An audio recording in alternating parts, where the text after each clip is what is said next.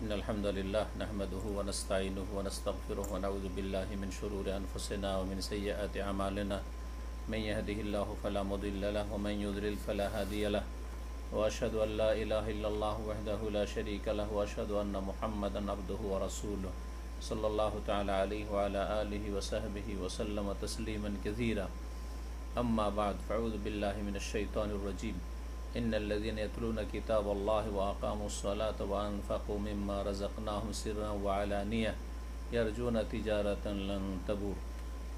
মহান আল্লাহর সমস্ত প্রশংসা যে আল্লাহ রাব্বুল আলামিন মাহে রমজানে আল কোরআনুল কারীম নাজিল করেছেন, যার মাধ্যমে মানব জাতির সার্বিক কল্যাণ আল্লাহ রাব্বুল আলামিন করতে চেয়েছেন।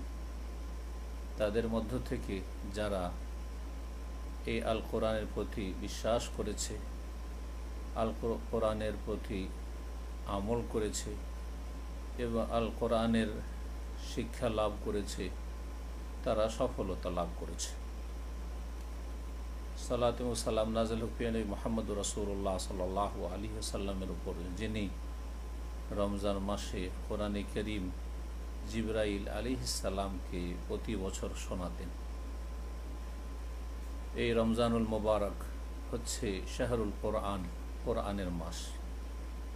সুতরাং আজকে আমার আলোচনার বিষয়বস্তু আল্লামা শেখ ইবনে উসাইমিন রহমতুল্লাহ আলাইহির কিতাব মাজালিসুশ শাহরি রমাদানের পঞ্চম মজলিস আল মজলিসুল খামিস ফি ফজলি তিলাওয়াতিল কোরআন ওয়া আনওয়াইহা, কোরআন তিলাওয়াতের ফজিলত, মহত্ব এবং তার প্রকরণ সম্পর্কে। কোরআন কারীমের তেলাওয়াতের ফজিলত সম্পর্কে সূরা ফাতির আয়াত নম্বর 29-30 শেখ ইবনে উসাইমিন রহমতুল্লাহ আলাইহি শুরুতে নিয়ে এসেছেন। মহান আল্লাহ ইরশাদ করেছেন, ইন্নাল্লাযীনা ইয়াতলুনা কিতাবাল্লাহি ওয়া আকামুস সালাহ, নিশ্চয়ই যারা আল্লাহর কিতাব তিলাওয়াত করবে বা করে, ইয়াতলুনা কিতাবাল্লাহ, আল্লাহর কিতাব তিলাওয়াত করে, ওয়া আকামুস সালাতা, এবং তারা সালাত কায়েম করে। তাহলে এর দ্বারা স্পষ্ট বোঝা যাচ্ছে যে আল্লাহ রাব্বুল আলামিন মানব জাতিকে বোঝাতে চেয়েছেন সেটা হচ্ছে কোরআনে কারীমের তিলাওয়াত মানে শুধু পড়া নয়, আর শুধু সুন্দর করে উচ্চারণ করা তাজবিদ সহকারে নয়, আর বেশি বেশি পাঠ করা নয়, বরং উদ্দেশ্য হচ্ছে বাস্তব রূপ দেওয়া। ওয়া আকামুস সালাহ, সালাত কায়েমের মাধ্যমে, 5 ওয়াক্ত সালাতের সুরক্ষা হেফাজতের মাধ্যমে, ঠিকভাবে আদায় করার মাধ্যমে কোরআনে কারীমের তেলাওয়াতের উদ্দেশ্যের বাস্তবায়ন করা। তাহলে কোরআনে কারীমের তেলাওয়াতের উদ্দেশ্য হচ্ছে সহজ ভাষায় আমল করা, কাজে পরিণত করা। এই জন্য 2 নম্বরে কোরআন তেলাওয়াতের পরে আল্লাহ বলছেন ওয়া আকামুস সালাহ। 3 নম্বরে মানুষের প্রয়োজন রয়েছে, আর্থিক প্রয়োজন, আর সবাই সচ্ছল নয়, অনেকে অসচ্ছল থাকবে, অভাবী থাকবে।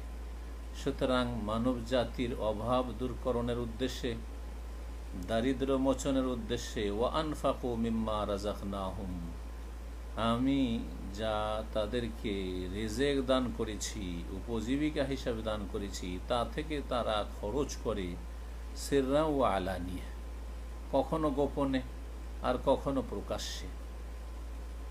যখন গোপনে দান করাই যথেষ্ট হয়, আর যেসব ক্ষেত্রগুলিতে গোপনে দান করাটাই ভালো তখন গোপনে দান করে, আর কখনো কখনো প্রকাশ্যে দান করার প্রয়োজন হয় তখন প্রকাশ্যে দান করে। তাহলে আল্লাহ রাব্বুল আলামিন দান খায়রাতের ক্ষেত্রে দুটোরই প্রশংসা করেছেন। এই জন্য আমাদেরকে এই ক্ষেত্রগুলি কোরআন সুন্নাহর আলোকে জানতে হবে যে কখন আমাদেরকে গোপনে দান করতে হবে আর কোন কোন পরিস্থিতিতে প্রকাশ্যে দান করা ভালো হবে। আল্লাহ রাব্বুল আলামিন তাহলে এই 3টি বিষয় উল্লেখ করেছেন, আল্লাহর কিতাবের তেলাওয়াত, আর 2 নম্বরে হচ্ছে সলাত কায়েম করা, বলতে 5 ওয়াক্ত সলাতে 17 রাকাত আল্লাহ ফরজ করেছেন, সেটা সর্বনিম্ন কায়েম করা, তাতে কোনো ঘাটতি কমতি নয়। আর 3 নম্বরে হচ্ছে ধন সম্পদ যা আল্লাহ আমাদেরকে রিজিক হিসেবে দান করেছেন, নিজে খাওয়ার সাথে সাথে অন্যকেও দেওয়া, যাতে মানুষের মাঝে ধন সম্পদের সঠিক বন্টন হয় এবং মানুষ নিজ নিজ প্রয়োজন পুরা করতে পারে। যদি এই 3টি কাজ করে কেউ, তাহলে আল্লাহ বলছেন ইয়ারজুনা তিজারাতান লান তাবুর, তারা এমন ব্যবসার আশা রাখতে পারে আল্লাহ রাব্বুল আলামিনের কাছে যে ব্যবসায় কোনো লস নেই, যেই ব্যবসায় কখনো ক্ষতিগ্রস্ত হবে না। এ হচ্ছে তিজারা মা আল্লাহ, মহান আল্লাহর সাথে ব্যবসা করা। মানুষের সাথে ব্যবসা করলে প্রতারণার শিকার হয়, বেঈমানি আত্মসাৎ করে, খেয়ানত করে, নয় ছয় করে, কত কি করে, আর বড়ই রিস্ক ঝুঁকি থাকে। জি, কিন্তু আল্লাহ রাব্বুল আলামিনের সাথে ব্যবসা করলে তাতে লাভ আর লাভ, কোনো লস নেই। ইয়ারজুনা তিজারাতান লান তাবুর। আর এইরকম ব্যবসা করতে হবে, আল্লাহর কিতাবের তিলাওয়াতের ব্যবসা, সালাত কায়েমের ব্যবসা, আর ধন সম্পদ আল্লাহ যা দিয়েছেন নিজের কোনো রকম করে প্রয়োজন মিটে গেলে যথেষ্ট, অতিরিক্ত যা হচ্ছে তা বেশি বেশি দান খায়রাত করা, মানুষের অভাব দূর করার জন্য। যদি এই ব্যবসাগুলি কেউ করতে পারে তাহলে তাদের ব্যবসা বড়ই লাভজনক ব্যবসা, লান তাবুর, তাতে কোনো ক্ষয়ক্ষতি নেই, কোনো লস নেই। আল্লাহ রাব্বুল আলামিন মানুষকে উত্তম বদলা দিতে চান। আল্লাহ বলছেন লিইউয়াফিয়াহুম উজুরাহুম, তারপরে আয়াত নম্বর 30 সূরা ফাতির, তাদেরকে তাদের প্রতিদান পূর্ণমাত্রায় আল্লাহ দিতে চান। ওয়াজিদাহুম মিন ফাদলি, এবং তার অনুগ্রহ আরো বেশি বেশি তিনি করতে চান। ইন্নাহু গাফুরুন শাকুর, নিশ্চয় আল্লাহ রাব্বুল আলামিন বড়ই ক্ষমাশীল আর শাকুর, তিনি মানুষের আমলের কাজের মূল্যায়ন করে থাকেন। জি, শাকুর, বান্দা আল্লাহ শুকুর গুজার হয় ঈমান এবং সৎ আমলের মাধ্যমে আর পাপাচার থেকে বেঁচে থাকার মাধ্যমে, তখন আল্লাহ রাব্বুল আলামিন তাদের আমলের, তাদের ঈমানের, তাদের সৎ কাজের মূল্যায়ন করেন। এই জন্য আল্লাহ রাব্বুল আলামিনের নাম হচ্ছে শাকুর। এই ছিল কোরআনে কারীমের আয়াতের আলোকে কোরআনে কারীমের তেলাওয়াতের ফজিলত। 2 নম্বরে শেখুল হোসেন রহমতুল্লাহ আলাইহি যে বিষয়টি উল্লেখ করেছেন সেটা হচ্ছে আল কোরআনের তিলাওয়াত। এই তেলাওয়াতের প্রকরণ, তেলাওয়াত 2 ভাগে বিভক্ত, যেটা আমাদের দেশের অধিকাংশ মানুষরা বুঝে না। শুধু তেলাওয়াত মানে একটি তেলাওয়াত, পঠন পাঠন, জি হ্যাঁ, এটাই আবৃত্তি, এটাই বুঝি না। তেলাওয়াত এই তেলাওয়াতের চাইতে যে তেলাওয়াতটির কথা আজকে শোনাবো, সেই তেলাওয়াতটি আরও বেশি গুরুত্বপূর্ণ, বরং সেটা হচ্ছে মুখ্য উদ্দেশ্য কোরআন কারীম নাজিল করার। তাহলে তেলাওয়াত 2 ভাগে বিভক্ত। তেলাওয়াত হচ্ছে 2 ভাগে বিভক্ত। একটি হচ্ছে তেলাওয়াতুন হুকমিয়া, হুকমি তেলাওয়াত বা বিধানগত তেলাওয়াত। আল্লাহ রাব্বুল আলামিনের কিতাবে যে বিধিবিধানগুলি রয়েছে সেগুলির তেলাওয়াত মানে বিধানগত তেলাওয়াত করা। আর তেলাওয়াত শব্দের অর্থই হয় অনুসরণ করা। তালা ইয়াতলু মানে পেছনে পেছনে আসা বা পরে আসা, একটির পর আর একটি আসা, ওয়াহিদ তিলওয়াল আখার আরবি ভাষায় বলা হয়, একটি অপরটির পরে। তাহলে তিলাওয়াতের শাব্দিক অর্থ হচ্ছে ফলো করা, অনুসরণ করা, ইত্তেবা করা, পেছনে পেছনে চলা। তো আল্লাহ রাব্বুল আলামিনের কোরআন কারীমের কিতাবের যে বিধিবিধানগুলি রয়েছে সেগুলির অনুসরণ করার তেলাওয়াত, এটি হচ্ছে সবচেয়ে বড় তেলাওয়াত, সবচেয়ে গুরুত্বপূর্ণ তেলাওয়াত আর সবচেয়ে ফজিলতপূর্ণ তেলাওয়াত। এই তেলাওয়াত সম্পর্কে শেখুল হোসেন আহমদুল বলছেন সেটা কেমনভাবে হবে? ওয়াহিয়া তাসদিক ও আখবারিহি, আল কোরআনে যত কিছু বলা হয়েছে, যে কোনো সংবাদ দেওয়া হয়েছে, অতীতের ভবিষ্যতের যে কোনো কিছুই বলা হয়েছে, অদৃশ্য সম্পর্কে, আল্লাহ সম্পর্কে, আল্লাহর মালায়েকা সম্পর্কে, আল্লাহর কিতাব সমূহ সম্পর্কে, আল্লাহর আম্বিয়া রসুলগণ সম্পর্কে, এইরকমই যে কোনো জাতির উত্থান পতন সম্পর্কে যা কিছু তাতে রয়েছে সেসব সংবাদগুলিকে বিশ্বাস করা, ও তানফিজ আহকামিহি, এবং আল কোরআনে আল্লাহর কিতাবে যে বিধিবিধানগুলি রয়েছে সেগুলির বাস্তবায়ন করা। উদাহরণস্বরূপ যেমন আল্লাহ বলছেন ওয়াকিমুসসালাহ, সালাত কায়েম করা, ওয়াতুজ যাকাত, যাকাত প্রদান করা, কুতিবা আলাইকুমুস সিয়াম, সিয়াম রোজা রাখা, সিয়াম পালন করা। এইভাবে আল্লাহ হজের কথা বলেছেন, সুতরাং হজ করা, ওমরার কথা বলেছেন, ওমরা করা, হিজাবের কথা বলেছেন, হিজাব করা নারীদের। এইভাবে ওয়াফআলুল খায়র, জনকল্যাণমূলক সৎ কাজ করতে বলে সৎ কাজ করা, ওয়াকুলু লিন্নাস হুসনা, ভালো কথা বলতে বলেছেন, ভালো কথা বলা। এইভাবে পাপাচার থেকে নিষেধ করেছেন, সেগুলি থেকে বিরত থাকা। ওয়ালা তাকতুলু আনফুসাকুম, কেউ কাউকে হত্যা করিও না। ওয়ালা তাকতুলু নাফসাল্লাতী হারামাল্লাহু ইল্লা বিল হক, ওয়ালা তাকরাবুজ জিনা, ব্যভিচারের কাছে যেও না, ইত্যাদি। লা তাকুলু রিবা, তোমরা সুদ খেও না, ইত্যাদি ইত্যাদি। লা তাকুলু আমওয়ালাকুম বাইনাকুম বিল বাতিল, তোমরা বাতিল পন্থায় কারো ধন সম্পদ অন্যায়ভাবে ভক্ষণ করিও না। কেউ যদি সন্তুষ্ট হয়ে কোনো কিছু না দেয় তাহলে তোমার জন্য কোনো ব্যক্তির ধন সম্পদ হারাম। এইরকম হাজার হাজার বিধিবিধান যে কোরআনে কারিমে রয়েছে সেগুলির বাস্তবায়ন করা। এ বাস্তবায়ন করতে হবে আল্লাহর আদেশগুলি পালন করার মাধ্যমে, এবং আল্লাহ রাব্বুল আলামিন যেসব কথা কাজ থেকে নিষেধ করেছেন সেগুলি থেকে বিরত থাকার মাধ্যমে। এটা হচ্ছে হুকমি তেলাওয়াত, আর এটি হচ্ছে আসল। কেউ যদি সব সময় শব্দের তেলাওয়াত করে কিন্তু আল্লাহর হুকুমের তেলাওয়াত না করে, অর্থাৎ আল কোরআনের অনুসরণের তেলাওয়াত না করে, তাহলে সেই ব্যক্তি মুক্তি পাবে না। 2 নম্বর তেলাওয়াত হচ্ছে ওয়ানা ওসানি তেলাওয়াতুল লাফজিয়া, শব্দগত তেলাওয়াত। জি, শব্দগত তেলাওয়াত, কোরআনে কারিমের শব্দের তেলাওয়াত করা মানে ওয়াহিয়া কিরাআতুহু, পাঠ করা, নিজে পড়া, অন্যকে পড়ানো, নিজে শেখা, অন্যকে শেখানো, শুদ্ধ তেলাওয়াত করা, ইত্যাদি ইত্যাদি, মুখস্থ করা। এ হচ্ছে লফজি তেলাওয়াত, ভাষাগত বা শব্দগত তেলাওয়াত। কোরআনে কারিমের অনেক ফজিলতের দলিল এসেছে বিভিন্ন হাদিসে। গোটা কোরআনে কারিমের যেমন ফজিলত রয়েছে বেশ কিছু হাদিসে, তেমনি বিশেষ বিশেষ সূরার ফজিলত রয়েছে বেশ কিছু হাদিসে, বিশেষ বিশেষ আয়াতের ফজিলত রয়েছে বিভিন্ন হাদিসে। তাহলে ফজিলতের যেই দলিলগুলি আমাদের সামনে রয়েছে সেগুলি পুরো কোরআনকে কখনো কখনো শামিল, কখনো কখনো কিছু খাস সূরার ফজিলত রয়েছে, কখনো কখনো কিছু খাস বিশেষ আয়াতেরও ফজিলত সম্পর্কীয় হাদিস রয়েছে। এখন আমভাবে যেই হাদিসগুলি গোটা কোরআনে কারিমের ফজিলত প্রকাশ করে, যে হাদিসগুলিতে গোটা আল কোরআনুল কারিমের ফজিলত, তেলাওয়াতের ফজিলত রয়েছে, পঠন পাঠনের ফজিলত রয়েছে, সেই হাদিসগুলি আমরা দেখি।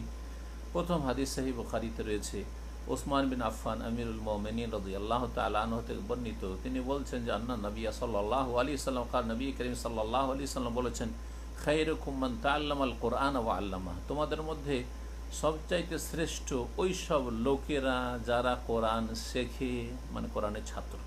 তাআল্লামাল কোরআন, কোরআনের স্টুডেন্ট, ছাত্র, শিখে। ওয়া আল্লামাহু, আর যারা শিখায়। তাহলে যে কোরআন নিজে শিখবে সে সবচেয়ে শ্রেষ্ঠ, আর যে নিজে অন্যদেরকে শিখাবে সে সবচেয়ে শ্রেষ্ঠ। যে শিখাবে সেই ব্যক্তি অলরেডি নিজেও শিখেছে, তার একটা এই বৈশিষ্ট্য রয়েছে, আর অন্য কেউ অন্যের জীবনকে আলোকিত করছে এই কোরআন শিক্ষার মাধ্যমে। এই কোরআনের শিক্ষা দেওয়া শুধু শব্দগত শিক্ষা দেওয়া নয়, যেন শব্দের শিক্ষা দেওয়া তার চাইতে বেশি গুরুত্ব রাখে তরজমার শিক্ষা দেওয়া, তাফসিরের শিক্ষা দেওয়া, কোরআন সুন্নাহ ভিত্তিক আলোচনার শিক্ষা দেওয়া, কোরআন সুন্নাহর এলমের বিতরণ করা, এরকম কোরআন সুন্নাহর এলম হাসিল করা। কারণ তালিমুল কোরআনের মূল উদ্দেশ্য হচ্ছে যে আল্লাহ রাব্বুল আলামিন আল কোরআনে মানব জাতিকে সম্বোধন করেছেন, কখনো ইয়া আইয়ুহান নাস, হে মানব সকল বলে, আর কখনো সম্বোধন করেছে ইয়া আইয়ুহাল্লাযীনা আমানু, হে ঈমানদারগণ।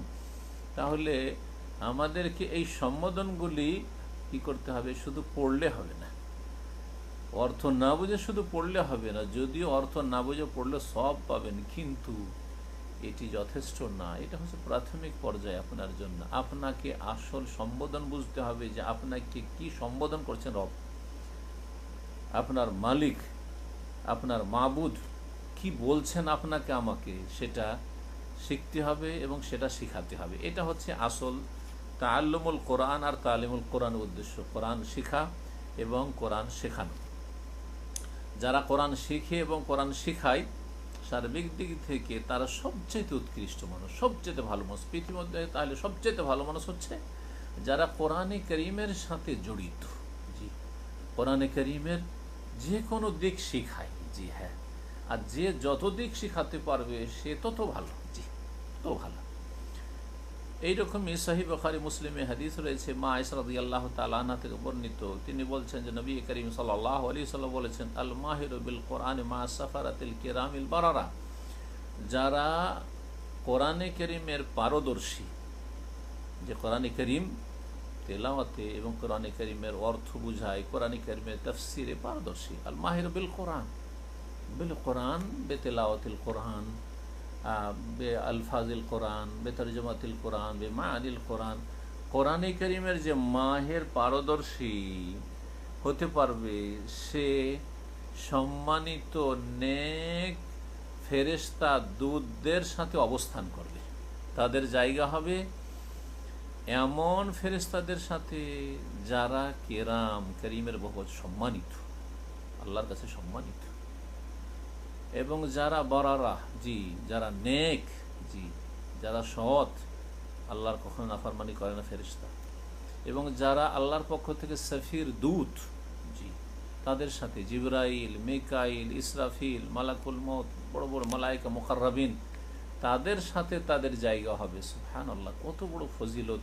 যারা কোরআনে কারীমের পারদর্শী হতে পারবে, কোরআনে কারীমের ভালো তিলাওয়াত করতে পারবে, কোরআনে কারীমের ভালো অর্থ বুঝবে, কোরআনে কারীমের ভালো শিক্ষা লাভ করবে এবং শিক্ষা দিতে পারবে, তারা হচ্ছে মাহের বিল কোরআন, কোরআনে কারীমের পারদর্শী। তারা সম্মানিত নেক দূত ফেরেশতাদের সাথে জায়গা পাবে আল্লাহর কাছে। দ্বিতীয় শ্রেণীর মানুষ কোরআনে কারীম পড়ে কিন্তু কষ্ট হয় উচ্চারণ করতে, অনারব বিশেষ করে, অথবা আরব হলেও অশিক্ষিত মানুষ কোনো রকম করে কোরআন পড়তে পারে, কিন্তু জবানে উচ্চারণ করতে খুব কষ্ট হয়, বড় হয়ে শিখেছে। ওয়াল্লাযী ইয়াকরাউল কোরআন, আর যে কোরআন তেলাওয়াত করলো, ওয়ায়াতাতাউ ফীহি, আর কোরআন উচ্চারণ করতে তার জবানে আর ধরে যায়। জি, ইয়াতাতাউ ফীহি, জি, তোতলামি চলে আসে, ঠিকভাবে শব্দগুলি, অক্ষরগুলি উচ্চারণ করতে পারে না। তারপরেও চেষ্টা করে, ওহুয়া শাকুন ওহুয়া আলাইহি শাকুন, আর এই কোরআনে কারীমের তেলাওয়াত তার জন্য বড়ই কষ্টকর, কষ্ট করেই তেলাওয়াত করে।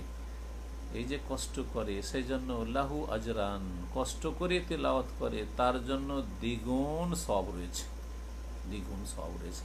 এই দ্বিগুণ সওয়াব কিসের? একটি হচ্ছে তেলাওয়াতের, যে সে পাঠ করছে অথচ তাকে মুশকিল লাগছে। দ্বিতীয় হচ্ছে যে এই পাঠ করাতে সে কষ্ট করছে, কষ্ট করে, মেহনত করে, অনেক চেষ্টা করেই তেলাওয়াত করছে, উচ্চারণ করছে, এর জন্য আল্লাহ আর এক গুণ দেবেন। তাহলে দ্বিগুণ পাবে যারা সাধারণভাবে কষ্ট করে তেলাওয়াত করবে। জি, শুদ্ধ উচ্চারণ করতে গিয়ে বড়ই কষ্ট হয়। তাহলে তাদের ফজিলত কি বেশি? না, তার চাইতে অনেক বেশি ফজিলত যাদেরকে আল্লাহ বহু গুণ দেবেন, যারা হচ্ছে কোরআনে কারীমের পারদর্শী মাহের, যাদেরকে আল্লাহ তার নৈকট্য অর্জনকারী বা নিকটবর্তী ফেরেশতাদের সাথে স্থান দেবেন, তারা বহুগুণ সওয়াব পাবে, তারা বহুগুণ সওয়াব পাবে।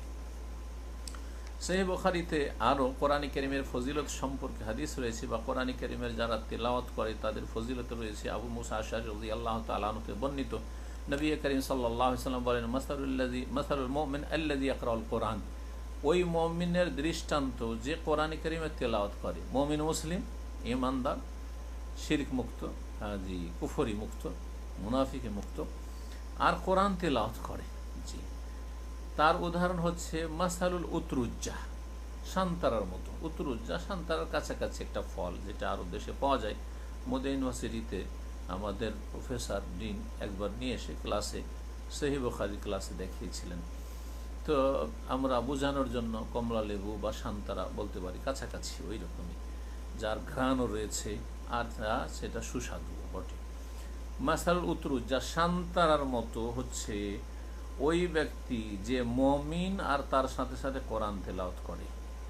কেন বলছে? রিহা তাইয়্যিব, তার ঘ্রাণটাও খুব সুন্দর, সুগন্ধি তাতে আছে। আর ওয়াতআমুহা হুলুবুন ওয়াতআমুহা তাইয়্যিব, আর তার স্বাদটাও হচ্ছে খুব সুন্দর। যেমন খেতে স্বাদ সান্তারা বা কমলা লেবু, তেমনি তার ঘ্রাণটাও খুব সুন্দর লাগে। নাকে তার চোখাগুলোও যদি নেন তাও সুন্দর লাগে, তাও মজা লাগে। এইরকম হচ্ছে মমিন ব্যক্তি, যে ব্যক্তি নিজে ইমানদার, তাহলে তার মধ্যে স্বাদ রয়েছে। আর সে যখন কোরআন তেলাওয়াত করে, নিজে পড়ে এবং মানুষকে পড়ায়, শোনায়, কোরআনের শিক্ষা দিতে পারে, কোরআন দ্বারা অন্যকে উপকৃত করতে পারে, তাহলে তার থেকে চারিদিকে লোকেরা ঘ্রাণ পায়। অর্থাৎ নিজেও লাভবান আর অন্যকেও লাভবান করে বা অন্যরেও উপকার করে এই কোরআন দিয়ে। দুটো দিক রয়েছে তার মধ্যে। মাসালুল মুমিন আল্লাযী লা ইয়াকরাউল কোরআন, আর সেই মুমিন মুসলিম যে কোরআন তেলাওয়াত করে না।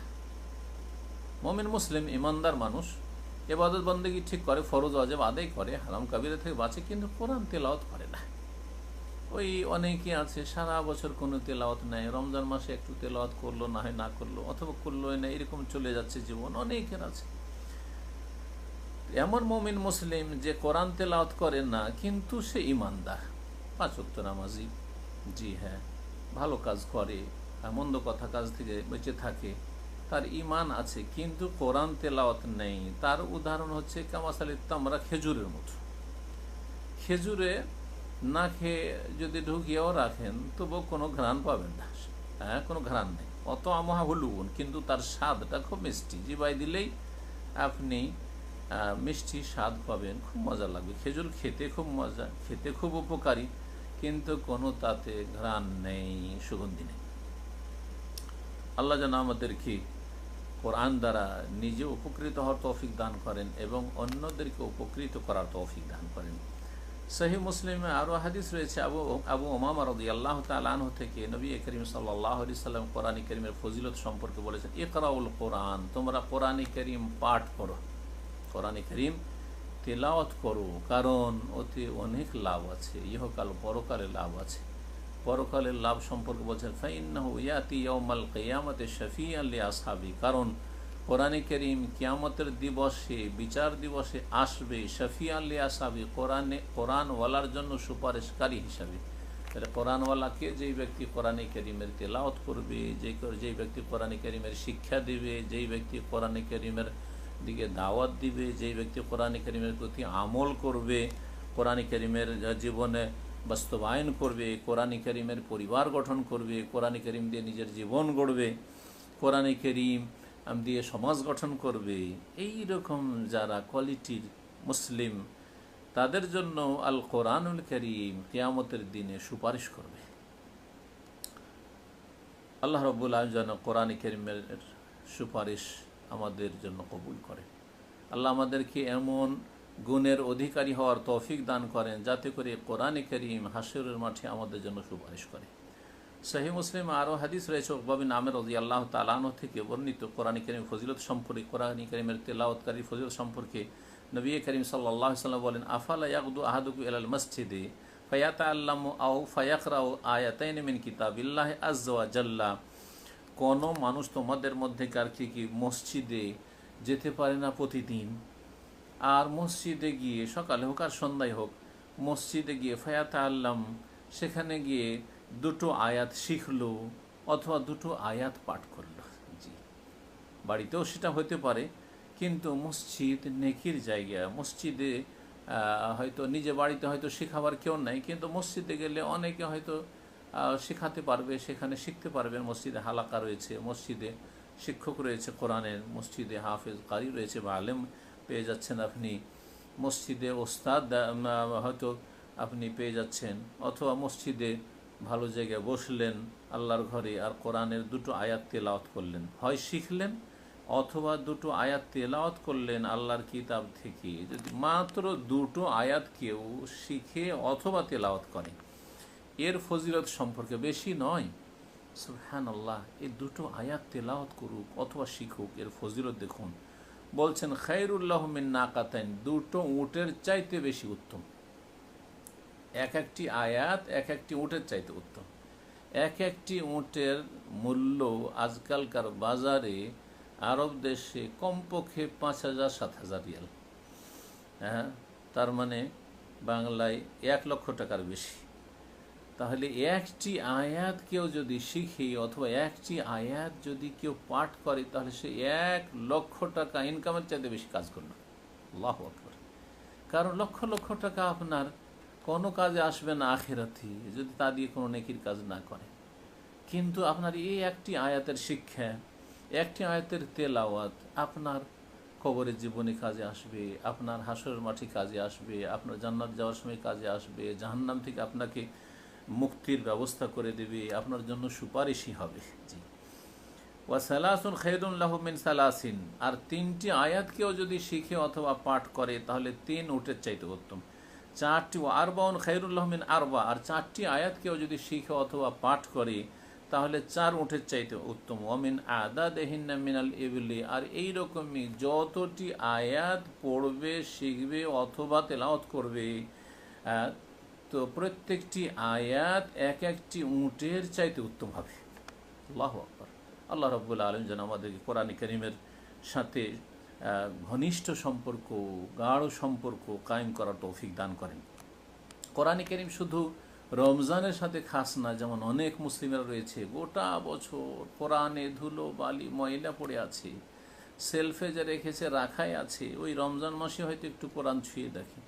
এমন যেন হতভাগা আমরা না হই। আর ওর চাইতে হতভাগা যারা কোরআন কারীম সারা জীবন কখনো ছুঁয়ে দেখে না, কোরআন কারীমের তেলাওয়াতটাই শিখলো না। ও কোরআন কারীম পড়ার দরকার হয় কখন? কেউ মারা গেলে, হ্যাঁ, মরার আগেখানে অথবা মরার পরে মৃত ব্যক্তির জন্য কোরআন কারীম। এটা হচ্ছে বিদাতীদের ধ্যান ধারণা, বিদাতীদের আমল। আল্লাহ কোরআনে বলেছে লিউনজিরা মান কানা হাইয়ান, জীবিতদেরকে সতর্ক সাবধান করার জন্য আল কোরআন। তাহলে কোরআন আসলে জীবিত লোকদের জন্য, কোরআন হচ্ছে সুস্থ লোকদের জন্য। জি, কোরআন শুধু মরার পরে ব্যবহার করলে হবে না, মরার পরে কোরআন দিয়ে নাজাত হাসিল করলে হবে না, বেঁচে থাকা অবস্থায় কোরআন দিয়ে নাজাতের ব্যবস্থার চেষ্টা করতে হবে। আল্লাহ যেন তৌফিক দান করেন। এইরকমই সহিহ মুসলিমে আবু হুরায়রা রাদিয়াল্লাহু তাআলা আনহু থেকে হাদিস রয়েছে কোরআন কারীমের পঠন পাঠনের ফজিলত সম্পর্কে, যাতে 4টি ফজিলতের দিক উল্লেখ করা হয়েছে। নবী করিম সাল্লাল্লাহু আলাইহি সাল্লাম বলেন, মাজতামা কওমুন ফি বাইতিন মিন বুয়ুতিল্লাহ ইয়াতলুনা কিতাবাল্লাহি ওয়া তাদারাসুনাহু বাইনাহুম ইল্লা নাযালাত আলাইহিমুস সাকিনাতু ওয়া গাশিয়াতহুমুর রাহমাতু ওয়া হাফাতহুমুল মালায়েকাতু ওয়া যাকারাহুমুল্লাহু ফিমান ইনদা। বলছেন রাসূলুল্লাহ সাল্লাল্লাহু আলাইহি সাল্লাম, কোন জাতি অল্প হোক আর বেশি হোক যদি আল্লাহর কোনো ঘরে একত্রিত হয়, সে আল্লাহর কোনো ঘর মসজিদ হতে পারে অথবা মাদ্রাসা হতে পারে, কোনো ইসলামিক প্রতিষ্ঠান হতে পারে, ইসলামিক সেন্টার হতে পারে, নিজের ঘর নিজের বাড়ি হতে পারে, নিজের বৈঠকখানা হতে পারে, সবগুলি আল্লাহর ঘর। জমিন আল্লাহর, তখন সমস্ত ঘর হচ্ছে আল্লাহর। যদিও বিশেষভাবে কাবাকে সবচেয়ে স্পেশাল আল্লাহর ঘর বাইতুল্লাহ বলা হয়েছে, আর মসজিদগুলিকে আল্লাহর স্পেশাল ঘর বলা হয়েছে, কিন্তু ইন্নাল আরদা লিল্লাহ ইউরিসুহা মান ইয়াশা, আল্লাহ পরে সারা জমিন হচ্ছে আল্লাহ। সুতরাং আপনার বাড়ি, আমার বাড়ি, যে কোনো ব্যক্তির বাড়ি হচ্ছে আল্লাহর, যে কোনো জায়গা জমিনের হচ্ছে আল্লাহ। সুতরাং যে কোনো জায়গায় যদি কোনো সম্প্রদায় একত্রিত হয়, উদ্দেশ্য হচ্ছে ইয়াতলুনা কিতাব আল্লাহ, আল্লাহর কিতাবের তেলাওয়াত, নিজে পাঠ করা, ওয়াতাদারাসুনাহু বাইনাহুম, এবং একে অপরকে শিক্ষা দেয়। কেউ শিখছে, কেউ শিখাচ্ছে, কেউ শব্দ শিখছে, কেউ শব্দ শিখাচ্ছে, কেউ অক্ষরের জ্ঞান দিচ্ছে, কেউ অক্ষরের জ্ঞান নিচ্ছে, কেউ তরজমা তাফসিরের জ্ঞান দিচ্ছে, কেউ তরজমা তাফসিরের জ্ঞান নিচ্ছে। এইভাবে কোরআনে কারীমের যদি পঠন পাঠন কোনো ঘরে হয়, তাহলে ওই জাতি যারা এই সৎ উদ্দেশ্যে নেক নিয়তে কোনো জায়গায় একত্রিত হয়েছে, ওদের 4টি মর্যাদার ফজিলত রয়েছে। ইল্লা নাজালাত আলাইহিমুস সাকিনা, তাদের ওপর আল্লাহর পক্ষ থেকে প্রশান্তি নেমে আসে। 1। 2 নম্বর ওয়াগাশিয়াতহুমুর রাহমা, আল্লাহর রহমত তাদেরকে ঢেকে নেয়। 3 নম্বর হচ্ছে ওয়াহাফাতহুমুল মালায়েকা, আর ফেরেশতা, রহমতের ফেরেশতা তাদেরকে ঘিরে রাখে। 4 নম্বর ফজিলত ওয়াযাকারাহুমুল্লাহ ফীমান ইনদাহু, এবং আল্লাহ রাব্বুল আলামিন এইসব কোরআনের যারা শিক্ষা দেয় বা শিক্ষা নেই, কোরআনে কারীমের পঠন পাঠনে ব্যস্ত থাকে, তাদের কথা আলোচনা করেন ওই সব আল্লাহর নিকটবর্তী ফেরেশতাদের সামনে যারা তার আশেপাশে কাছে থাকে, আরশে আজিমের চারপাশে থাকে। ওয়াযাকারাহুমুল্লাহু ফীমান ইনদাহু। কোরআনে কারীম যতটা মুখস্থ করেছেন তাতে যেন ভুলে না যান, এই ক্ষেত্রে সতর্ক সাবধান থাকতে হবে। আল্লাহ যেন আমাদের হেফাজত করেন। কোরআন কারীমের যারা হাফেজ হয়েছেন পুরোপুরি, বিশেষভাবে আংশিক যারা কোরআন মুখস্থ করেছেন, এক সময় কোরআন কারীমের তেলাওয়াত করেছেন, এখন অবহেলা করে গাফিলতি করে কোরআন কারীম অনেক কিছু ভুলে গেছেন, এমনটা যেন না হয়, না হলে কঠিন শাস্তি হতে পারে। এই মর্মে রাসূলুল্লাহ সাল্লাল্লাহু আলাইহি ওয়াসাল্লাম তাগিদ করে বলেছেন একটি হাদিসে, তাহাদুল কোরআন, তোমরা কোরআনে কারীমের যথাযথ খেয়াল রাখিও। কোরআনে কারীম মুখস্থ করার ক্ষেত্রে বা মুখস্থ রাখার ক্ষেত্রে সেটা যেন কন্টিনিউ হয়, যত্ন নিও। তাহাদুল কোরআন, ফাওয়াল্লাযী নাফসি বিয়াদি, সে আল্লাহর শপথ করে বলছে যার হাতে আমার প্রাণ রয়েছে, লাহুয়া আসাদ্দু তাফাল্লুতান মিনাল এবেলে ফি ওকলিহা, কোরআনে কারীম উট যেমন রশি দিয়ে বেঁধে যদি কোথাও রাখা হয়, তারপরও রশি ছিঁড়ে দিয়ে অনেক সময় চলে যায়, আর রশি যদি ছিঁড়ে দেয় তাহলে সেই উট যে কোথায় মরুভূমিতে নেমে গেছে তাকে খুঁজে পাওয়াই মুশকিল, তার সন্ধান পাওয়াই মুশকিল। ঠিক তেমনি কোরআনে কারীম মুখস্থ করার পরে সেটা ভুলে যাওয়া এই উট রশি থেকে ছিঁড়ে পালিয়ে যাওয়ার চাইতে বেশি মারাত্মক। যেমন উট রশি ছিঁড়ে দিয়ে পালিয়ে গেলে পাওয়া মুশকিল হয়ে যায়, ঠিক তেমনি কোরআনে কারীম যদি মানুষ যথাযথ নিয়মিত তেলাওয়াত না করে, মুখস্থ করার পরে নিয়মিত যদি সেটা রিভাইজেশন না করে, মুরাজা না করে, দৌড় না করে, তাহলে ভুলে যাবে। সে অল্প হোক অথবা বেশি হোক অথবা পুরো হোক, যার যতটা মুখস্থ আছে সেগুলিকে মাঝে মধ্যেই পড়তে থাকতে হবে। যাদের অল্প স্বল্প মুখস্থ আছে, আপনি শুধু 2, 4, 10, 20টা সূরা দিয়ে আপনার সালাতগুলি আদায় করে নিচ্ছেন, এমনটা করবেন না। সবগুলি যতগুলি মুখস্থ আছে সবগুলিকে মাঝে মধ্যে পাঠ করার চেষ্টা করবেন, যাতে করে ভুলে না যান। বুখারী মুসলিমের হাদিস। নবী করিম সাল্লাল্লাহু আলাইহি ওয়াসাল্লাম আরও সতর্ক করেছেন, কোরআন যাতে মানুষ না ভুলে যায়। বলছে, লা ইয়াকুল আহাদুকুম নাসিতু আয়াতা কাইতা ওয়া কাইতা বাল হুয়া নুসিয়া, কোনো মানুষ যদি কোরআনে কারীমের কোনো আয়াত ভুলেও যায় গাফিলতির কারণে বা ব্যস্ততার কারণে, কর্মব্যস্ততায় অনেকে কিছুটা ভুলে যায়, যেন না বলে কথায় কথায় যে অমুক আয়াত ভুলে গেছি বা অমুক সূরাটা মুখস্থ ছিল ভুলে গেছি, আমার অনেক সূরা মুখস্থ ছিল এখন ভুলে গেছি। না না, খবরদারের কথা বলিও না, এটা খুব খারাপ জিনিস। বল হুয়া নুসিয়া, বরং বলবে নুসিত, আমাকে ভুলিয়ে দেওয়া হয়েছে, শয়তান আমাকে গাফিল করে দিয়েছে, উদাসীন করে দিয়েছে, আমি ভুলে গেছি। যদি বলেন তো এতে যেন আপনার উদাসীনতা, আপনার লাপরওয়াহ হওয়া প্রকাশ পায়, যেমন এটা না হয়। কোরআন কারীমের তেলাওয়াতের ফজিলত সম্পর্কে আরেকটি হাদিস আব্দুল্লাহ বিন মাসউদ রাদিয়াল্লাহু তাআলা আনহু থেকে বর্ণিত। নবী করিম সাল্লাল্লাহু আলাইহি ওয়াসাল্লাম বলেছেন, মান কারা হারফান মিন কিতাবিল্লাহি ফালাহু বিহি হাসানাহ, কেউ যদি আল্লাহর কিতাবের একটি অক্ষর পড়ে, হারফ একটি অক্ষর, ফালাহু বিহি হাসানাহ, তার বিনিময়ে সে একটি নেকি পাবে। এক হরফ, এক অক্ষর, এক নেকি। আর এক নেকি করলে সেটা সর্বনিম্ন 10 হয়। ওয়াল হাসানাতু বিআশরি আমসালিহা, আর যে কোনো নেকি করলে সেটা 10 গুণে বর্ধিত হয়। আর এই অক্ষর মানে কি? অক্ষর মানে শব্দ নয়, অক্ষর মানে এক একটি অক্ষর। কি? লা আকুলু বলছেন, আমি একথা বলছি না যে আলিফ লাম মিম এটা একটি অক্ষর, বরং এটি 3টি অক্ষর হয়ে গেল। আমি বলছি না যে আলিফ লাম মিম এটা হচ্ছে একটি অক্ষর, বরং ওয়ালাকিন আলিফুন হারফুন, আলিফ হচ্ছে একটি হরফ, ওয়া লামুন হারফুন, লাম বললেন একটি হরফ হলো, মিমুন হারফুন, মিম একটি অক্ষর হয়ে গেল। তার মানে কেউ যদি আলিফ লাম মিম পড়ে তাহলে সে 30 নেকি পেল, 3 10 30 নেকি পেল। আলিফ লাম রা, তাহলে সে 30 নেকি পেল। কাফ হা ইয়া আইন সদ, তাহলে 5 10 50 নেকি পেল। এইভাবে হাদিসটি ইমাম তিরমিজি রহমতুল্লাহ আলাই বর্ণনা করেছেন। এবং এই হাদিসটিকে অনেক ওলামারাই সহি বলেছেন, আর কেউ কেউ সেটিকে আব্দুল্লাহ মাসউদের ওপর মওকুফ বলেছেন। এই ছিল গোটা কোরআনে কারীমের ফজিলত সম্পর্কীয় বেশ কিছু হাদিস, যা ইমাম ইবনে উসাইম রহমতুল্লাহ আলাই তার মাজালিসে উল্লেখ করেছেন। এখন কিছু এমন হাদিসও রয়েছে যে হাদিসগুলি বিশেষ বিশেষ সূরা বা আয়াতের ফজিলতের সাথে সম্পৃক্ত। তার আগে বলবো যে কোরআনে কারীমের যখন এত ফজিলত তেলাওয়াতের বা শিক্ষার নেওয়ার দেওয়ার, সুতরাং এই ক্ষেত্রে যেন আমরা বেশি আগ্রহী হই, আর এই ক্ষেত্রে কোনো রকমের আমাদের ত্রুটি যেন না থাকে। অল্প মেহনতে অনেক নেকি আমরা সঞ্চয় করতে পারবো। সুতরাং আল্লাহ যেন আমাদেরকে বেশি অগ্রগামী হওয়ার তৌফিক দান করেন।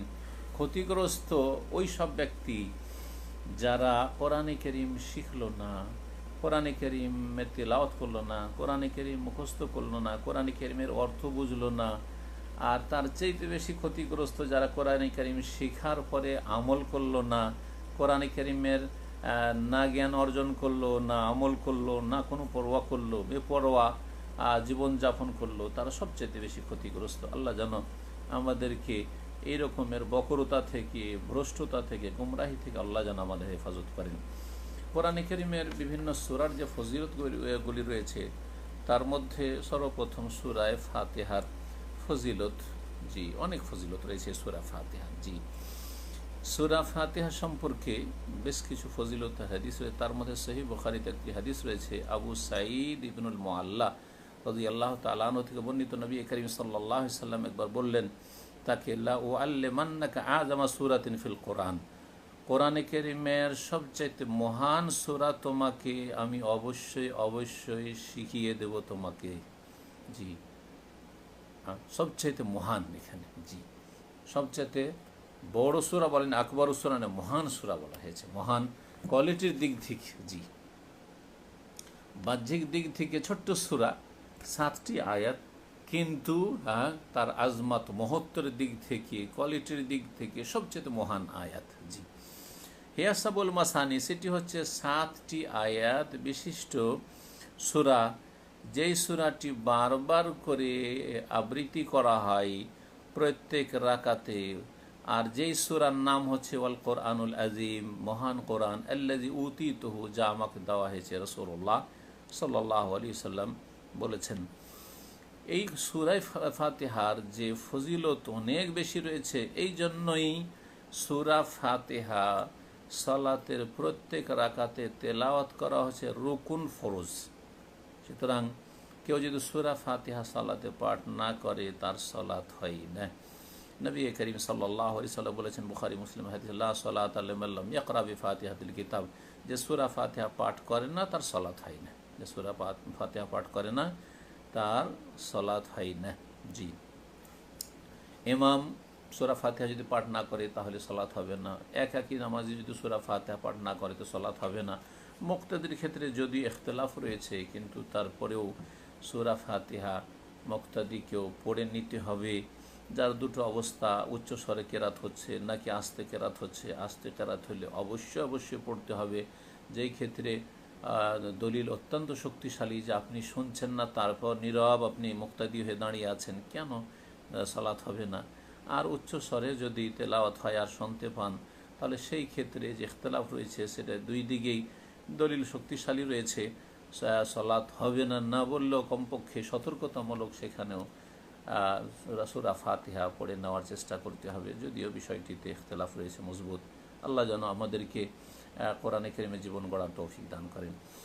এইরকমই সূরা বাকারার সূরা আলে ইমরানের ফজিলত সম্পর্কেও হাদিস রয়েছে। নবী করিম সাল্লাল্লাহু আলাইহি ওয়াসাল্লামের যেমন বলছেন তিনি, ইকরাউ জাহরাওয়াইন আল বাকারা ওয়া আল ইমরান, দুটো ফুল সূরা বাকারা আলে ইমরান, এই সূরা তোমরা পাঠ করো। ফাইন্নাহুমা ইয়াতিয়ানি ইয়াউমাল কিয়ামা, কিয়ামতের দিন এই দুটো সূরা আসবে মেঘমালার মতো হয়ে, অথবা ঝাঁকে ঝাঁকে পাখির ঝাঁকের মতো হয়ে।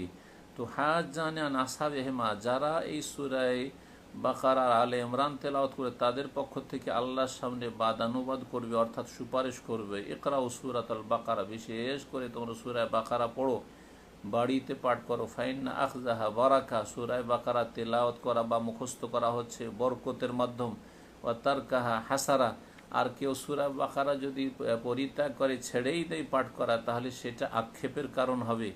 ওয়ালা ইয়াস্তাতিউহাল বাতালা, আর সূরা বাকারা কেউ যদি তেলাওয়াত করে, কারো বাসাতে যদি তেলাওয়াত হয়, কারো ঘরে যদি তেলাওয়াত করা হয়, তাহলে সেখানে জাদু এবং জাদুকর সেখানে সক্ষম হতে পারে না, বা সেখানে জাদুর প্রতিক্রিয়া হতে পারে না। হাদিস সহিহ মুসলিমের। নবী করিম সাল্লাল্লাহু আলাইহি সাল্লাম থেকে আবু হুরায়রা রাদিয়াল্লাহু তাআলা আনহু বর্ণনা করছেন এই সূরা বাকারার ফজিলত সম্পর্কে। ইন্নাল বাইতাল্লাযী তুকরাউ ফীহি সূরাতুল বাকারা লা ইয়াদখুলুহু শায়তান, যেই বাড়িতে সূরা বাকারা তেলাওয়াত করা হয় সেখানে শয়তান প্রবেশ করতে পারে না। অন্য হাদিস রয়েছে যে ইন্নাশ শায়তানা ইয়ানফুরু, শয়তান পালিয়ে যায়। যদি আগে থেকেও বাসা বেঁধে থাকে, যেসব খালি ঘর থাকে অথবা বন জঙ্গল থাকে, সেসব জায়গাতে বাসা বেঁধে থাকে। বিরান বাড়ি যেখানে মানুষজন বাস করে না, বাড়ি বানিয়ে রেখে দিয়েছে পয়সাওয়ালারা, বা রুম তৈরি করে রেখে দিয়েছে অনেক, কিন্তু তার থাকে না, তো শয়তান সেখানে আস্তানা জমিয়ে ফেলে। সেখানে কোরআনে কারিমের সূরা বাকারা তেলাওয়াত হলে সেখান থেকে শয়তান পলায়ন করে, সেখানে টিকতে পারে না। এই সূরা বাকারাতে আয়াতুল কুরসি রয়েছে। জি, এটা একটা বড় ফজিলতের দিক।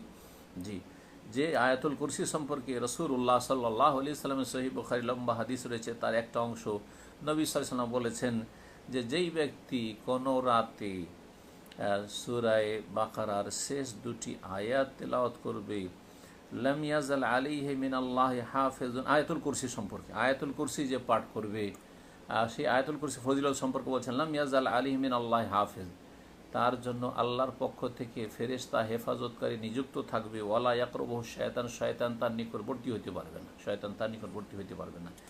এইরকমই শেষ দুটি আয়াত সূরা বাকারার তারও ফজিলত রয়েছে আমানুর রাসূল থেকে, ফানসুরনা আল কওমিল কাফিরিন, যে দুটি আয়াত রয়েছে, এর বিশেষ ফজিলত রয়েছে।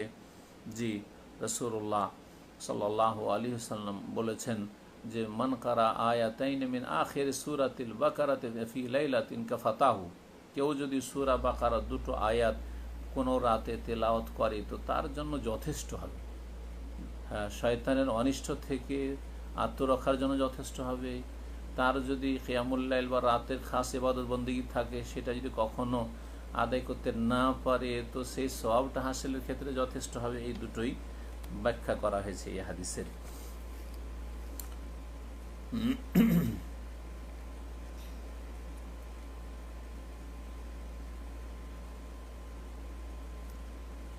এইরকমই সূরায়ে ইখলাসের ফজিলত রয়েছে, সূরা ইখলাসের বড় ফজিলত রয়েছে। সহিহ বুখারীতে আবু সাঈদ খুদরী রাদিয়াল্লাহু তাআলা আনহু থেকে বর্ণিত, নবী করিম সাল্লাল্লাহু আলাইহি ওয়াসাল্লাম এই সূরা ইখলাস কুল হুয়াল্লাহু আহাদ সম্পর্কে বলেছেন, ওয়াল্লাযী নাফসি বিয়াদি, সে আল্লাহর শপথ করে বলছে যার হাতে আমার জান রয়েছে, আমার প্রাণ রয়েছে, ইন্নাহা তা'দিলু সুলুসাল কোরআন, এই সূরা ইখলাস কোরআনের 1/3 অংশের সমতুল্য, 1/3 অংশের সমান।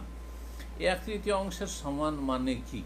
কিছু কারি হাফেজরা, কিছু ব্যবসায়ী, আমাদের দেশের মোল্লারা যারা কোরআন খানি করে বক্সিয়ে বাড়ায়, তারা কিন্তু এই কোরআন ব্যবসা করে, কোরআন দিয়ে পার্থিব ব্যবসা করে। তারা করে কি, ওই ছোট ছোট ছেলেদেরকে, মাদ্রাসার ছাত্রদেরকে কোরআন খানির জন্য বক্সানোর জন্য পাঠিয়ে দিয়েছে, আর তারপরে যখন 5 পারা করে ভাগ করে দিয়েছে, কোরআনের তেলাওয়াত করে শেষ হয়নি। আমরা ছোটোকালে দেখেছি গ্রামে গঞ্জে করতো কি, তখন এসে ওই হুজুর সাহেব এসে বলতো যে আচ্ছা পুরোটা তো খতম হলো না, তো এক কাজ করো, 3 বার করে কুল পড়েন না, মানে 3 বার করে সূরা ইখলাস পড়ে নাও, তাহলে এই কোরআন খতম হয়ে গেল। এসব ধর্ম ব্যবসা করবেন না, কোরআন নিয়ে ব্যবসা করবেন না, এই উদ্দেশ্য নয়। কোরআনে কারীমের 1/3 অংশ সূরা ইখলাস, এই সম্পর্কে সেখানে বলছে ওয়ালাইসা মানা কাউনিহা তা'দিলু ফিল ফাজিলাতি, ফজিলতের দিক দিয়ে সমান হওয়া মানে এই নয় যে কোরআনে কারীম, গোটা কোরআনে কারীমের পক্ষ থেকে সূরা ইখলাস যথেষ্ট। জি, সব দিক থেকে সমান নয়। এই জন্য কেউ যদি সলাতে সূরা ফাতিহা না পড়ে 3 বার সূরা ইখলাস পড়ে নেয়, তাহলে তার কি নামাজ হবে? তার সলাত হবে না? হবে না। হ্যাঁ, যদি এই কোরআনে কারীমের 1/3 অংশ হয়তো গোটা কোরআন পড়ার সমান হয়ে গেল সূরা ইখলাস 3 বার পড়া। সূরা ইখলাস 3 বার পড়লে গোটা কোরআন পড়ার সমান। গোটা কোরআনের একটা অংশ আছে সূরা ফাতিহা। কেউ যদি সূরা ফাতিহা না পড়ে সূরা ইখলাস 3 বার পড়ে কোনো রাকাতে, তাহলে কি তার নামাজ হবে? না, মোটেই হবে না। তো এটা আসলে উদ্দেশ্য নয়, এতে ফজিলত দেখানো হয়েছে। অথবা অর্থের দিক থেকে, যেমন ইমাম ইবনে তাইমিয়া রাহিমাহুল্লাহ বলেছেন, অর্থের দিক থেকে কোরআনের 1/3 অংশ, কোরআনের যে বিষয়বস্তু রয়েছে, বিষয়বস্তুর দিক থেকে 1/3 অংশ হচ্ছে সূরা ইখলাস। এইরকমই ফজিলত রয়েছে সূরা ফালাক এবং নাসের। এই সূরা ফালাক এবং নাস, কুল আউযু বিরাব্বিল ফালাক আর কুল আউযু বিরাব্বিন নাস, এরও বড় ফজিলত রয়েছে। উকবা বিন আমির রাদিয়াল্লাহু তাআলা আনহু থেকে বর্ণিত, নবী সাল্লাল্লাহু আলাইহি ওয়াসাল্লাম বলেছেন, আলাম তারা আয়াতিন উনজিলাতিল লাইলা লাম ইউরা মিসলাহুন, লাম ইউরা মিসলুহুন। বলছেন রাসূলুল্লাহ সাল্লাল্লাহু আলাইহি ওয়াসাল্লাম যে তুমি কি দেখেছো এমন কয়েকটি আয়াত, যেই আয়াতগুলি আজকের রাতে নাজিল হয়েছে, লাম ইউরা মিসলুহুন্না, এই রকমের ফজিলতপূর্ণ মহত্বপূর্ণ আয়াত কখনো দেখা যায়নি। কখনো দেখা যায়নি মানে এর আগে জানতাম না। সে আয়াতগুলি কি? কয়েকটি আয়াত, কুল আউযু বিরাব্বিল ফালাক গোটা সূরা এবং কুল আউযু বিরাব্বিন নাস, এই দুটো সূরা মিলিয়ে 11টি আয়াত রয়েছে। হাদিস সহিহ মুসলিমের। নাসাইতে আরও অতিরিক্ত রয়েছে। উকবা বিন আমির রাদিয়াল্লাহু তাআলা আনহু থেকে বর্ণিত, নবী সাল্লাল্লাহু আলাইহি সাল্লাম এই উকবা সাহাবীকে নির্দেশ দেন ইয়াকরা বিহিমা, সূরা ফালাক এবং নাস পাঠের জন্য, এবং তারপরে তাকে বলেন, মা সাআলা সাইলুন বিমিসলিহিমা ওয়ালাস্তাআযা মুস্তাঈযুন বিমিসলিহিমা। কোনো ব্যক্তি যদি আল্লাহর কাছে কিছু চাইতে ইচ্ছা করে, তাহলে সূরা ফালাক নাস পাঠ করে চাওয়ার চাইতে উত্তম চাওয়া কেউ চাইতে পারে না। আর কেউ যদি কোনো কিছু থেকে আশ্রয় কামনা করতে চায় রবের কাছে, তাহলে সূরা ফালাক এবং নাসের মাধ্যমে আশ্রয় কামনার চাইতে উত্তম আশ্রয় কামনা হতে পারে না। জি, সূরা ফালাক এবং সূরা নাসের অর্থগুলি যদি বিস্তারিত যে তাফসীরগুলি রয়েছে, আলহামদুলিল্লাহ আমার গোটা কোরআনের তাফসীর রয়েছে, সেখান থেকে যদি শুনে নেন তাহলে ভালো হবে। সময়ের স্বল্পতার জন্য লম্বা করতে চাইছি না, তাতে 1-2টি কথা শুধু বলি। কিন্তু সূরা ফালাকের প্রথম আয়াতগুলি দেখুন, কুল আউযু বিরাব্বিল ফালাক, কুল আউযু বিরাব্বিল ফালাক, হে নবী বলো, হে বান্দা বলো, আউযু আমি আশ্রয় নিচ্ছি, আশ্রয় গ্রহণ করছি, বিরাব্বিল ফালাক ভোরের মালিকের, ভোরের মালিক আল্লাহ রাব্বুল, যিনি সব কিছুর মালিক, তিনি রাতকে বিদীর্ণ করে ভোর নিয়ে আসার মালিক। তো ভোরের মালিকের আমি আশ্রয় নিচ্ছি কি থেকে? মিন শাররি মা খালাক, তিনি যা কিছু সৃষ্টি করেছেন সমস্ত সৃষ্টির অনিষ্ট হতে। এ মিন শাররি মা খালাক, আল্লাহ রাব্বুল আলামিনের জাত সত্তা ছাড়া যা কিছু পৃথিবীতে আছে সব কিছু আল্লাহর সৃষ্টি। আলামিন, বিশ্বজগতে যা কিছু আছে, আসমানে, জমিনে এবং ভূগর্ভে, ভূপৃষ্ঠে যা কিছু রয়েছে সমস্ত কিছু আল্লাহর সৃষ্টি। তাহলে প্রত্যেক সৃষ্টির যে অনিষ্ট হতে পারে, জিনের অনিষ্ট, মানুষের অনিষ্ট, খারাপ লোকদের অনিষ্ট, সাপ বিচ্ছুর অনিষ্ট, হিংস্র পশুর অনিষ্ট, হিংসুক দুশ্মনের অনিষ্ট, জাদু বা টোনার অনিষ্ট, যত সৃষ্টি রয়েছে, এই যে বর্তমান এই পরিস্থিতিতে এখনকার প্রেক্ষাপটে বলি যে এই যে করোনার ভাইরাস, এটি আল্লাহর সৃষ্টি, আল্লাহর সৃষ্টি, যা সাধারণভাবে চোখেও দেখা যায় না, চোখে দেখাও সম্ভব না।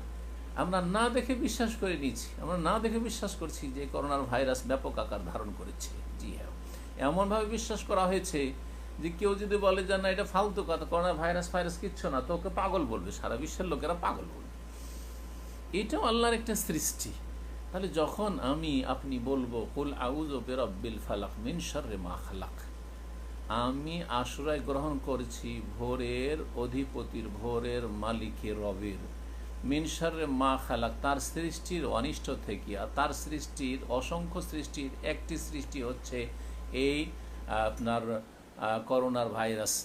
এই ভাইরাসের অনিষ্ট থেকে আমি রবের আশ্রয় নিচ্ছি, যিনি আশ্রয় দিলে কোনো ভাইরাস, কোনো শক্তি, কোনো সৃষ্টি, কোনো অনিষ্ট করতে পারে না। সুবহানাল্লাহ।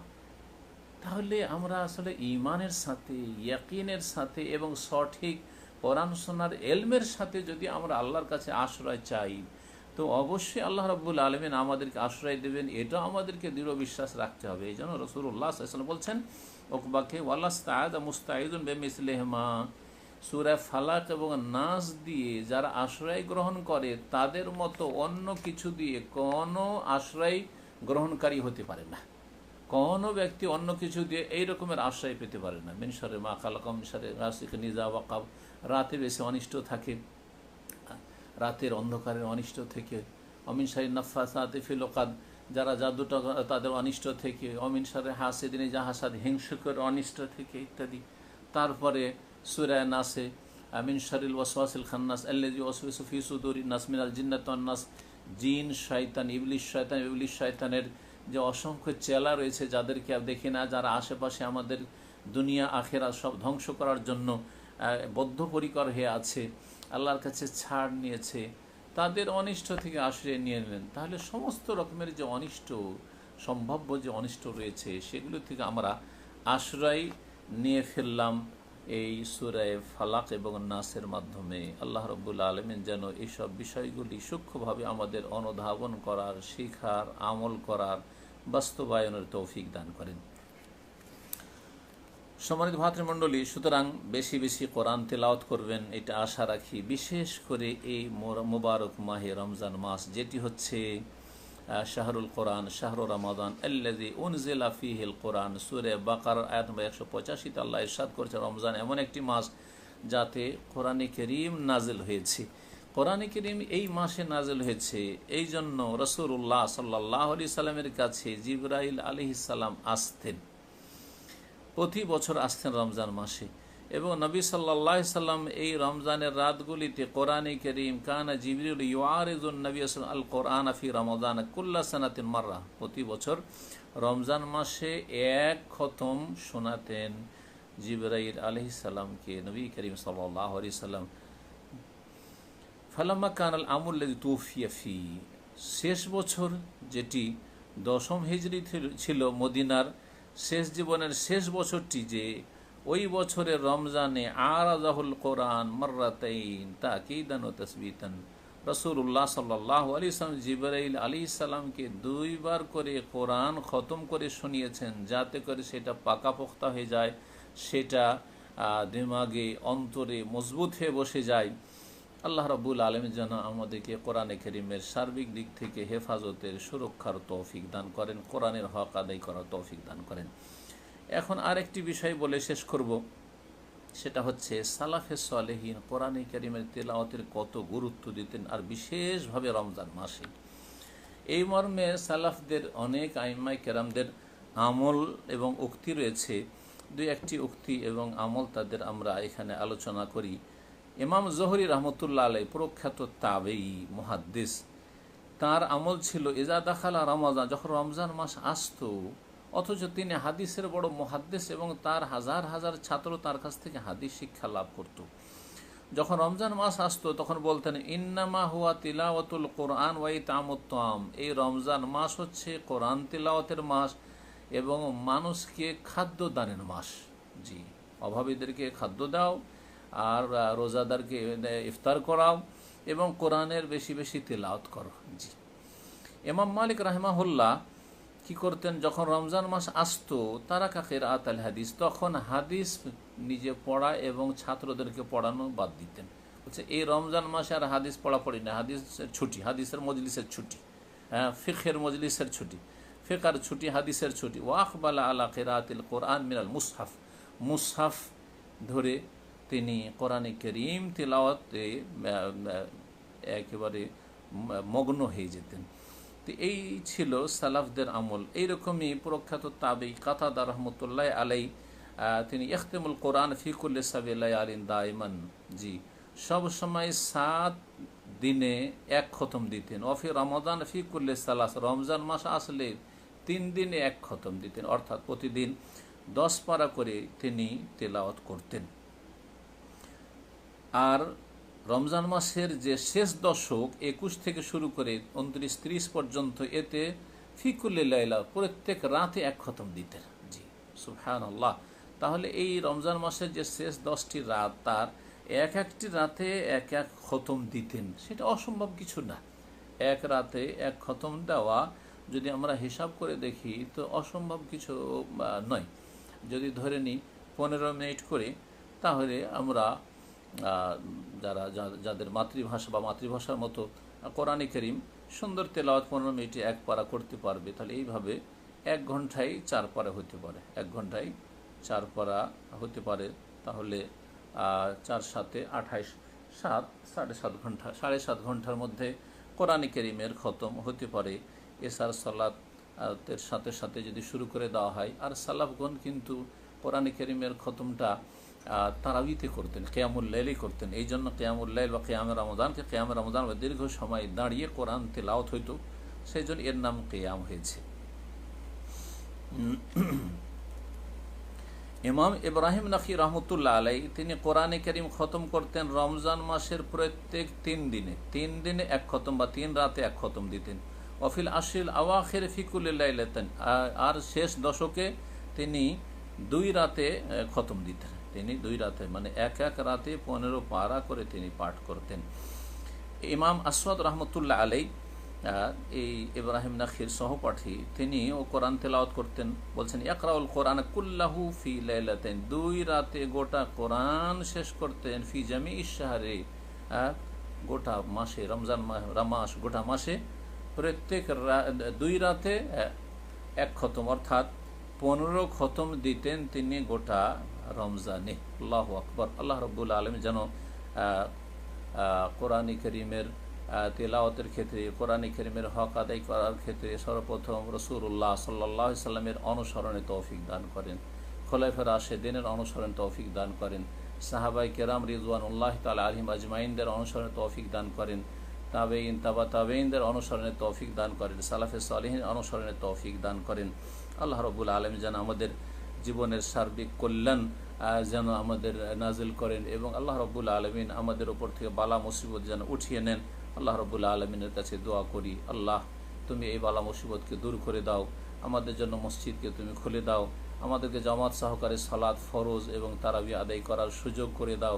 আল্লাহ তুমি রহমান, তুমি রহিম, তুমি কোন বললে ফায়াকুন, সব কিছু হয়ে যায়। সুতরাং তোমার একটি আদেশ হয়ে যাওয়াই যথেষ্ট। তোমার এই বালা মুসিবত যা আমাদের পাপাচারের কারণে তুমি নাজিল করেছো, আল্লাহ আমাদেরকে মাফ করে দাও। আল্লাহ রাব্বুল আলামিন তুমি আমাদের রহম করো। আল্লাহ আমাদের মধ্যেকার যারা মৃত ঈমানের অবস্থায় মারা গেছে তাদেরকে তুমি জান্নাতুল ফিরদাউস দান করো, আর যারা ঈমানের অবস্থায় দুনিয়াতে রয়েছে আল্লাহ তাদের ঈমানকে মজবুত করে দাও, তাদের উপর তুমি দয়া করো এবং তাদের বালা মুসিবত তুমি দূর করে দাও। এবং যারা অসৎ জীবনযাপন করছে, পাপের জীবনযাপন করছে, যারা কুফরিত রয়েছে আল্লাহ তাদেরকে তুমি হেদায়েত নসিব করো। যারা শিরক বিদআতের আকীদায় বিশ্বাসী আল্লাহ তাদেরকে হেদায়েত নসিব করো। যারা কাবিরা গুনাহে লিপ্ত রয়েছে তাদেরকে তুমি হেদায়েত নসিব করো। রমজান মাসে আল্লাহ রাব্বুল আলামিন তোমার পক্ষ থেকে বিশেষ রহমত হয়, শয়তান শিকলাবদ্ধ, সুতরাং শয়তানের গুমরাহি থেকে, শয়তানের বিভ্রান্তি থেকে মানব জাতিকে মুক্ত করে দাও। সুবহান রাব্বিকা রাব্বিল ইজ্জাতি আম্মা ইয়াসিফুন ওয়া সালামুন আলাল মুরসালিন ওয়ালহামদুলিল্লাহি রাব্বিল আলামিন।